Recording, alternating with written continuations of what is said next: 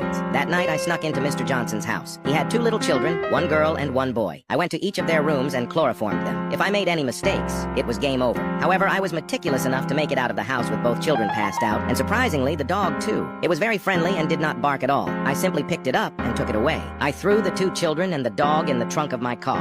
After driving back to my house, I took each of them down to the basement. The basement was very secure, for it had multiple locks on the door and soundproof walls. It was perfect for keeping people down there. I never planned on actually harming the children in any way. I just wanted to make Mr. Johnson suffer. However, the dog was a different story. Mr. Johnson loved his dog, even more than his own children. It was old, and he'd had it for a while. I had the perfect idea. I was able to tranquilize the dog and place him on a medical table surrounded by various medical instruments. For hours, I worked to carefully peel away the dog's skin. I managed to cut it off all in one piece. The next day before school, I stuffed it in a box and mailed it to Mr. Johnson's address. I'm sure he wasn't very happy waking up that morning to see both his kids and dog missing. At school, I could tell he was visibly worried. His hands shook while grading papers. I walked up to his desk, leaned in close, and whispered in his ear, "Little Timmy, come back." That was his son's nickname. I thought it was hilarious. Mr. Johnson just closed his eyes and looked down. Then he sprang up at me. Luckily, I was fast enough to dodge him. I backed away and he started to run straight at me. Reacting quickly, I did the only sensible thing I could think to do.